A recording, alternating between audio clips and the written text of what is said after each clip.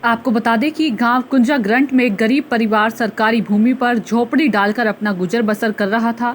परिवार में बच्चों की मां का सालों पहले देहांत हो गया था। उसके बाद बच्चों का पिता मजदूरी और लकड़ी बेच करके अपने परिवार का भरण पोषण करता था। लेकिन कुछ महीनों पहले कोरोना काल के समय बच्चों के पिता का भी बीमारी के चलते देहांत हो गया। अब बच्चों के सिर से बाप का साया भी उठ गया। बड़ी पुत्री तमन्ना उम्र 12 वर्ष ने अपनी दुख भरी कहानी बताते हुए कहा कि इस वक्त हमारे हालात बद से बदतर है। आपके बच्चे कब मेरे परिवार में मैं ही सबसे बड़ी हूँ और मेरे भाई गुलशेर 11 वर्ष, छोटी बहन गुलिस्ता 7 वर्ष और कहा गांव के ग्रामीण और पूर्व प्रधान आरिफ हमें खाना और ज़रूरत की चीज़ें उपलब्ध कराते हैं, लेकिन ग्रामीण कब तक हमारी मदद कर पाएंगे, कुछ कह नहीं सकती। मैं सरकार से गुहार लगा रही हूँ कि सरकार मुझे मदद पहुँचाए और हमारी रहने खाने की व्यवस्था करे, तभी हम अपना जीवन यापन कर सकते हैं। वहीं पूर्व प्रधान मोहम्मद आरिफ ने कहा सरकार ने इस गरीब परिवार की मदद करनी चाहिए और कहा सरकार ने इस परिवार को वात्सल्य योजना के अंदर रखना चाहिए ताकि इस परिवार के अनाथ बच्चों को लाभ मिल सके। अब देखना यह होगा आखिर सरकार कब तक इस परिवार की समस्याओं का समाधान करती है। तमन्ना। कितने बहन भाई हो? 4। बड़ा मैं ही हूँ। अच्छा, बड़े आप ही हो? जी। अच्छा, क्या हुआ? माता पिता का क्या हुआ? बस गुजर गए ऐसे ही। पापा भी? जी। मम्मी भी। कब गुजरे हैं? मम्मी को 4 साल हुए, पापा को 7 महीने हुए। अच्छा, तो घर का गुजारा कैसे चलता है? बस लोग बाग दे के चले जाते हैं, ऐसे गुजर जाते, ऐसे चलता रहता है। तो अभी ईश्वर ना करे किसी के साथ ऐसी घटना हो, क्योंकि समाज में इस तरह का देखने को मिलता है कि बहुत सारी चीज़ें ऐसी हैं कि जिसके घर में सब कुछ होता है, माँ बाप, माता पिता, वो अपने बच्चों की देखभाल करते हैं अच्छी तरीके से, जैसा भी उनसे पालन पोषण हो सकता है। लेकिन यहाँ स्थिति दयनीय है कि इनके माता पिता दोनों स्वर्गवास कर चुके हैं। इनके घर में कोई बड़ा भाई या कोई ऐसा कोई कमाने वाला नहीं है जिससे इनका गुजर बसर हो। और अभी कोरोना काल के दौरान ही, कोरोना से नहीं लेकिन इनके माता पिता दोनों इसमें जा चुके हैं। केवल सहारा बचा है यहाँ के जो गांव के लोग हैं, जिम्मेदार लोग हैं या फिर मोहल्ले के पड़ोस के जो लोग हैं, केवल उन्हीं पे इनका आसरा टिका हुआ है। तो क्या चाहते हैं आप लोग? सरकार द्वारा अभी उत्तराखंड सरकार द्वारा एक वात्सल्य योजना का शुभारंभ किया गया। हम चाहते हैं कि उस योजना के तहत इन बच्चों को भी जोड़ा जाए ताकि इनकी परवरिश अच्छी तरह से हो और इनका पालन पोषण सही तरीके से।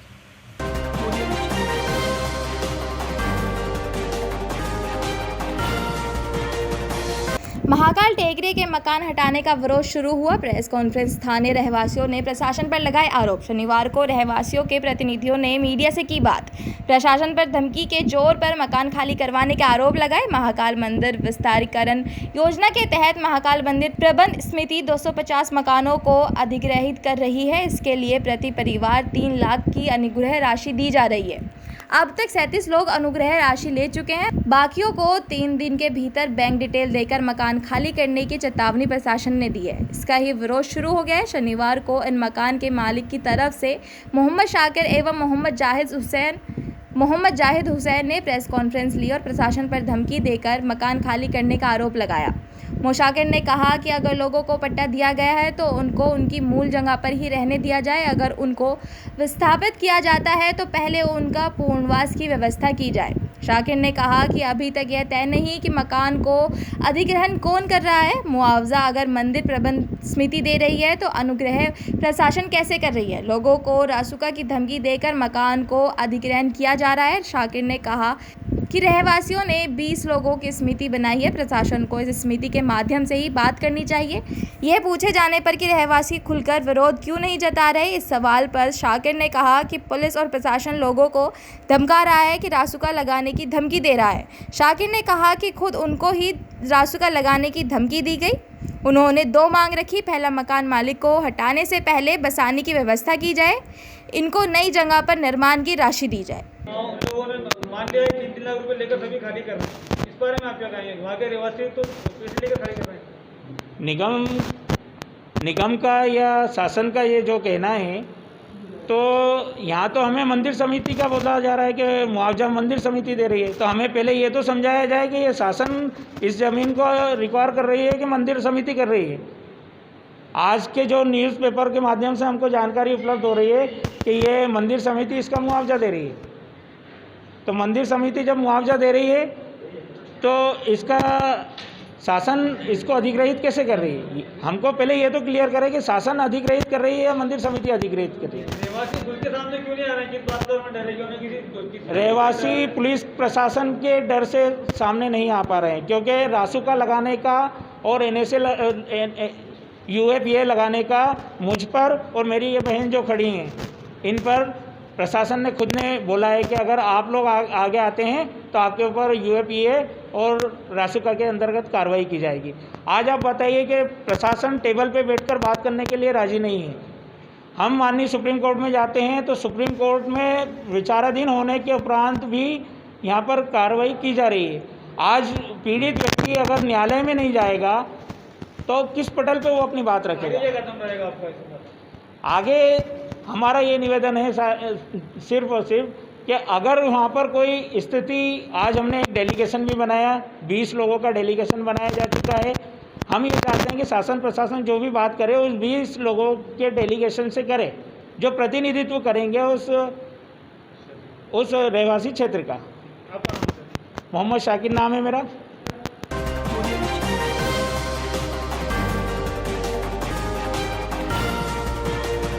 नमस्कार, आप देख रहे हैं टुडे 24 न्यूज और मैं हूं आपके साथ साक्षी निर्वाण। यूपी के कौशाम्बी में कड़ी सुरक्षा व्यवस्था के बीच जिला पंचायत अध्यक्ष पद के लिए नामांकन सकुशल संपन्न हुआ। जिले में सिर्फ भाजपा एवं सपा के ही महिला उम्मीदवारों ने नामांकन किया। सबसे पहले सपा की विजमा दिवाकर ने लोहिया वाहिनी के प्रदेश अध्यक्ष रामकरण निर्मल के साथ नामांकन के लिए पहुंची, लेकिन शासन आदेश का हवाला देकर पुलिस ने डायट मैदान में ही उन्हें रोक लिया। ऐसे में पुलिस से लोहिया वाहिनी प्रदेश अध्यक्ष से हॉट टॉपी हुई। आज हमने 26 तारीख को नामांकन किया है और 3 जुलाई को चुनाव होना है, जो कि मैं पार्टी ने जो मुझे जिम्मेदारी दी है उसको मैं पूरी निष्ठा से खरी करूँगी। मैडम जी, बहुमत के लिए 14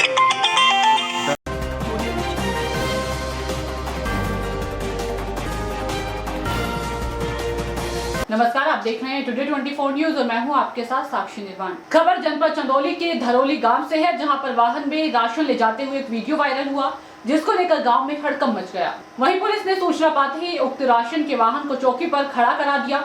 वहीं इस मामले में एक पक्ष का कहना है कि कोटेदार सरकारी सस्ते गल्ले की दुकान का गेहूं बाहर प्राइवेट जगह बेचने जा रहा था, तो वहीं दूसरा पक्ष मामले को लेकर बता रहा है कि यह किसान गेहूं का है, कि यह किसान का गेहूं है जो बेचने के लिए बाहर भेज रहा था। वहीं वायरल वीडियो को लेकर सप्लाई इंस्पेक्टर नागेंद्र चौबे मौके पर पहुंचकर जांच पड़ताल कर उक्त मामले को लेकर SDM स्तर की जांच की बात कही। अपना नाम बताइए। मंगला शर्मा। कहाँ के रहने वाले हैं? धरौली के। कितना गेहूं बेचे हैं आप? जी बेचे हैं 36 बोरा साहब। 36 बोरा जी। 36 बोरा 18 कुंटल। 18 कुंटल 50 के भर्ती है जी। तो जी कहाँ बेचा जी आपने? 51 किलो 200 ग्राम का भर्ती है। अच्छा, कहाँ बेचा आपने? जी है कसत रहा एक गोई को सावजी जी नहीं की। अच्छा, तो उत्तर प्रदेश में नहीं बेचा, बिहार में बेचा आपने? जी। क्या रेट में गेहूं बेचा है? जी 15 के। 1500 के रेट जी। तो उत्तर प्रदेश में भी मिल जाता आपको 1500 का रेट? जी अब पैसा का जी जरूरत रहा तो जी अब जनता बाड़ी जहाँ पैसा कौड़ी मिलल साहब नगद 2 पैसा जी दे दे लीजिए। अच्छा, ठीक।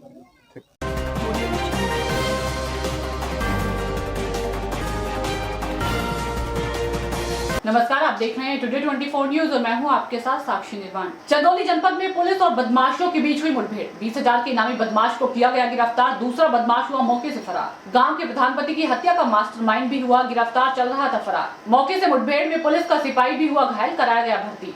घायल बदमाश का भी जिला अस्पताल में चल रहा इलाज। देखिए, इंटेलिजेंस थी हमारे पास कि कुछ संदिग्धों का मूवमेंट आज जनपद में हो सकता है। इसी के चलते गहन चेकिंग कराई जा रही थी। जैसा कि आपने देखा होगा, मुगलसराय में भी, बलुआ में भी तथा अन्य सभी अधिकतर थाना क्षेत्र में चेकिंग कराई जा रही थी। उसी चेकिंग के चलते ये जो रोड है जो टांडा कला से मजदहा की तरफ जाती है, यहाँ पर चेकिंग के समय 2 संदिग्ध जो हैं वो पुलिस पार्टी को देख करके और भागने लगे। जब उनका पीछा किया गया और जब उन्होंने अपने आप को घिरते हुए देखा तो फिर पुलिस पार्टी पर उन्होंने फायर किया। उसमें से तब आत्मरक्षा में पुलिस पार्टी ने भी उन पर फायर किया। एक व्यक्ति अंधेरे का फ़ायदा उठा करके भागने में कामयाब रहा। दूसरा व्यक्ति जो है वो फायर शॉट से उसको इंजरी हुई है। और जो अभी मौके पर हम लोग हैं, मौके पर जो पूछताछ हुई, जो उससे जानकारी हासिल की गई, उसमें ये पता चला है कि यह व्यक्ति एक हमारे पूर्व के मर्डर केस का वांछित था, इनामी है, जिसके ऊपर 20,000 रुपये का इनाम था। उसको गोली लगी है और वो इस समय डिस्ट्रिक्ट हॉस्पिटल में उसे भेजा गया है, जहाँ पर इलाज के बाद उससे और पूछताछ की जाएगी। कोई पुलिसकर्मी घायल होने की सूचना? पुलिसकर्मी में एक सिपाही हैं जिसको चोट लगी है, वो भी इस समय इलाजरत है। आगे क्या कार्रवाई की जा रही है? आगे चूँकि ये हमारा एक वांछित है, तो इसलिए इसको मुकदमे में इसको इंक्लूड करके और फिर विधिक कार्रवाई की जाएगी, इसको जेल भेजा जाएगा।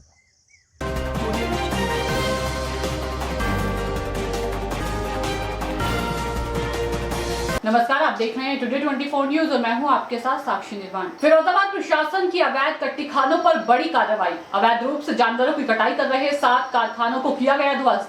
बड़ी मात्रा में मृत जानवरों के अवशेष किए जब्त। जेसीबी मशीन से धड़ाधड़ गिराया अवैध कट्टी घर। आखिरकार थाना रसूलपुर और रामगढ़ क्षेत्र में चल रहे अवैध कट्टी घरों पर चला प्रशासन का डंडा। भारी पुलिस फोर्स विभागों के अफसरों के साथ लालपुर व छपरिया पहुंचे।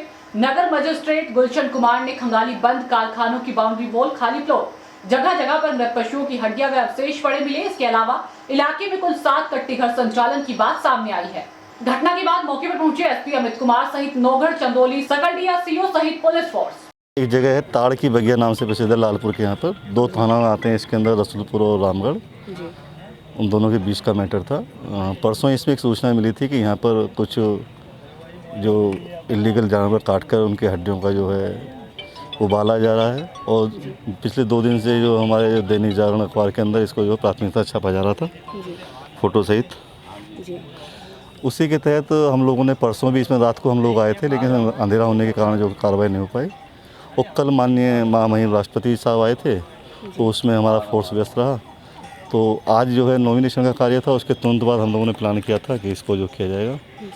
हाँ, मेरे साथ सीओ टुंडला हैं और 3 इंस्पेक्टर साहब हैं आए हुए हैं, और जो पोल्यूशन विभाग है, खाद्य विभाग है, और अभी इलेक्ट्रिक विभाग से बात चल रही है, क्योंकि यहाँ इलीगल कनेक्शन भी नज़र आ रहे हैं। और क्योंकि प्रथम दृष्टया पशुवध का बात चल रहा है, निश्चित रूप से इसमें पशु चिकित्सकों को भी बुलाया जाएगा। और जितने भी एक्ट्स हैं और जिनके में इनका उल्लंघन किया गया है इस अवैधानिक काम करने में, उन पर कार्रवाई की जाएगी। सर, ये कितने थे, किन किन जगह? लगभग हम लोगों को पहले जो सूचना मिली थी, एक ही आए थे कि मिली थी, और जो परसों आया था मुझे लगभग 4 या 5 नज़र आ रहे थे। लेकिन आज जितने भी यहाँ पर आहत बने हैं 6-7, उन सभी में लगभग एक इनका मटेरियल हमें मिला है। और कुछ जगह मशीनें प्राप्त हुई हैं जहाँ पर, और कढ़ाई भी मिले हैं, जिससे स्पष्ट हो रहा है कि इस प्रकार का अवैधानिक कार्य यहाँ पर हो रहा था। जो मालिक हैं, स्वामी हैं, कुछ संभ्रांत लोगों का नाम बताया जा रहा है, जिसकी जांच की जाएगी इंस्पेक्टर के द्वारा, और जो नाम उनके सामने आएंगे उनके विरुद्ध कार्रवाई की जाएगी। सर, लगभग काफ़ी लंबे समय से ये कार्य चल रहा था, तो तब तक कई विभागों के यहाँ क्यों नहीं गौर बढ़ा? हाँ, ये बिल्कुल कहा है कि हमें कि जो आसपास की पब्लिक होती है उसका जागरूक होना बहुत आवश्यक होता है। जैसे हम लोगों को सूचना मिली है, हमने तुरंत कार्रवाई की गई है। और क्यों नहीं हुआ, इतना देर क्यों हुआ, ये तो यहाँ की पब्लिक पर डिपेंड करता है कि उन लोगों ने इस लोगों को झेला, इतना दुर्गंध हो रही थी। शायद इसका कारण यही रहा होगा कि लोग सोच रहे होंगे यहाँ कुछ और कार्य हो रहा है, कोई अवैधानिक कार्य नहीं हो रहा। नहीं, कई विभाग और अधिकारियों ने क्यों कार्रवाई नहीं की? मैंने अभी जैसे बताया कि उन लोगों को लगा हुआ कि कोई लीगल काम किया जा रहा है, लेकिन लीगल काम की आड़ में जो है ये इलीगल काम किया जा रहा था। क्योंकि यहाँ आसपास जो है कुछ कांच के काम भी हो रहा है, तो यहाँ निश्चित रूप से जो अधिकारी आते होंगे वो यही सोचते होंगे कि यहाँ पर सिर्फ कांच का काम हो रहा है, लेकिन उसकी आड़ में जो है दूसरा कार्य हो रहा है।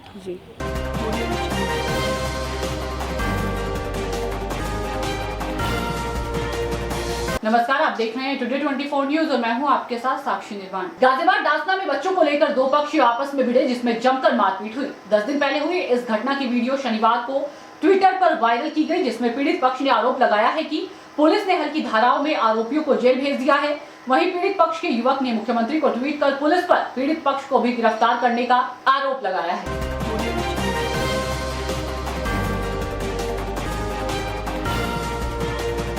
स्वागत है आपका। आप देख रहे हैं टुडे 24 न्यूज और मैं हूं आपके साथ अनस सैफी। देश में लगातार कोरोना संक्रमण के मामले तेजी से कम हो रहे हैं, जिसके चलते सरकार और आम जनता ने राहत की सांस ली है। लेकिन अगर हम बात करें ब्लैक फंगस की, तो ब्लैक फंगस के मामलों में लगातार इजाफा देखने को मिल रहा है और ब्लैक फंगस अलग अलग रूप में सामने आ रहा है।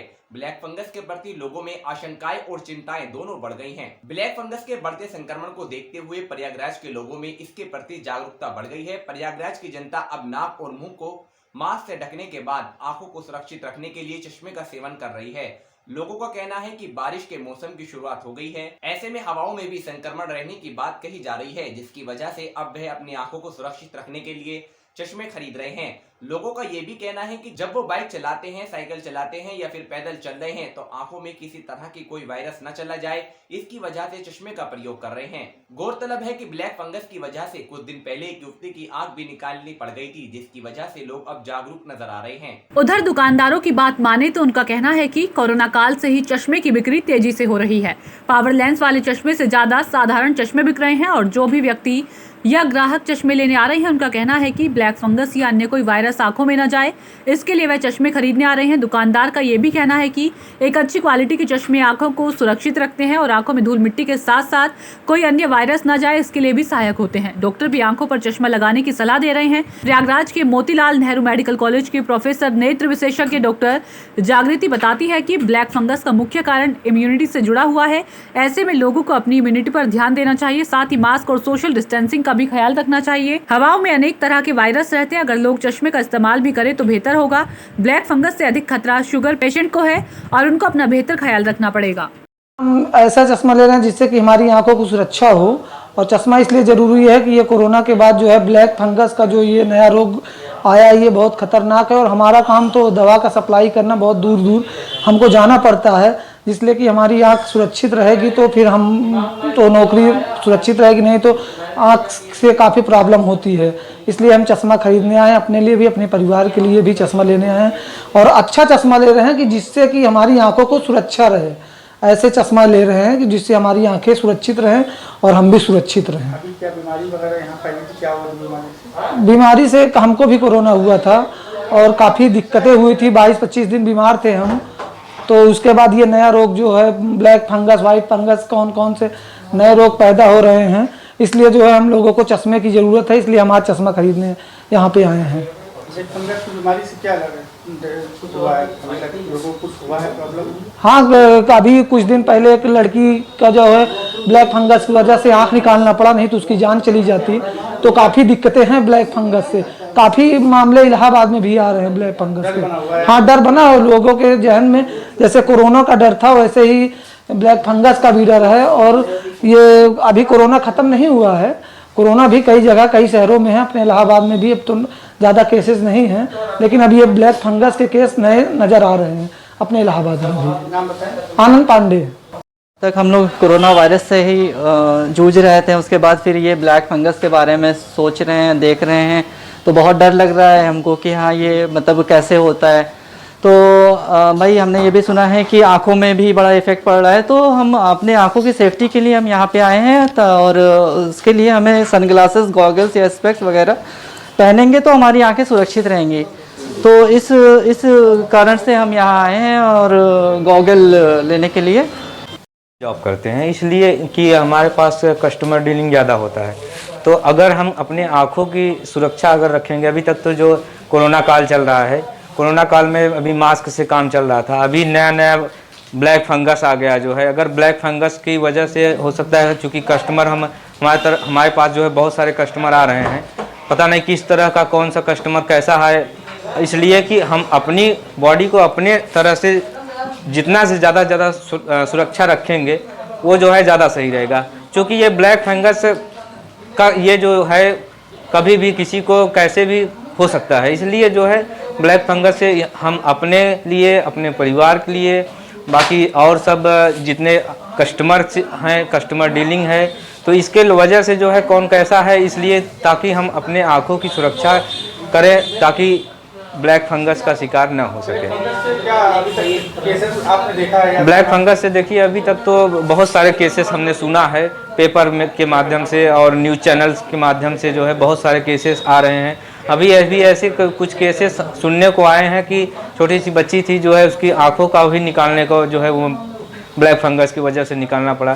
तो ये सब सारी चीज़, ये चश्मा बहुत ही ज़रूरी है ब्लैक फंगस के लिए, चूँकि ब्लैक फंगस चश्मा को जितना मतलब अपने मास्क जैसे हो गया और जैसे हम मास्क पहन रहे हैं उसे आँखों की अपनी सुरक्षा के लिए जो है ब्लैक फंगस के बचने के लिए जो है चश्मे की भी उतना ही ज़रूरत है जितना कि आप मास्क पहन रहे हैं। और चश्मे जो है मैंने टेस्टेड भी किया और एक जो है अपने मतलब बाइक वगैरह चलाने के लिए जो है वो भी मैंने लिया जो है।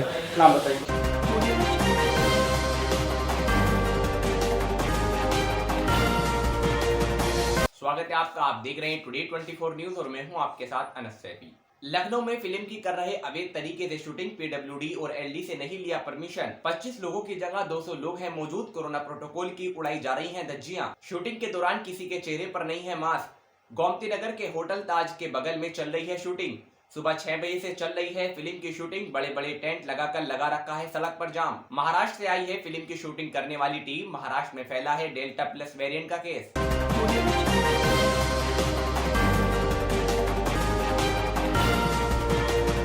स्वागत है आपका, आप देख रहे हैं टुडे 24 न्यूज और मैं हूं आपके साथ अनस सैफी। बारिश के मौसम में अक्सर वन्य जीव जंतु अपने अपने घरों से बाहर निकलने भी शुरू हो जाते हैं। जहरीले जीवों के घरों से निकलने से हड़कंप मच जाता है। ऐसा ही एक मामला प्रयागराज के झुंझी में जहरीली कोबरा सांप कहीं से आकर कुएं में जा गिरा। स्थानीय लोगों ने शहर जाने माने जीव जंतु प्रेमी अंकित टार्जन को फोन करके बुलाया। प्रयागराज के सर्प मित्र अंकित टार्जन झूसी पहुंचकर एक बार फिर से एक जीव जंतु को बचाते हुए रेस्क्यू करते हुए कई घंटों की मशक्कत के बाद कुएं से कोबरा को सुरक्षित बाहर निकाल लिया। अंकित के अनुसार ये जहरीला सांप होता है। सांप लगभग 15 वर्ष पुराना है। अंकित ने अपनी जान की परवाह न करते हुए कोबरा जहरीले सांप को रेस्क्यू कर कई घंटों की मशक्कत के बाद कुएं से बाहर निकाला। सांप को सुरक्षित निकाल लिया गया। कॉल आया जो कि एक कुएं में गिरा था बिग कोबरा, क्योंकि इंडिया का सबसे ज़्यादा खतरनाक होता है इंडियन कोबरा, और उसका साइंटिफिक नेम है नाजा नाजा। इसका न्यूरोटॉक्सिस वेनम होता है इसमें और ये बहुत ही जहरीला होता है। तो मुझे कॉल आया, मैं तुरंत उसे रेस्क्यू करके और इस अच्छे से नेचर में रिलीज़ करने आया हूँ फ्रेंड्स।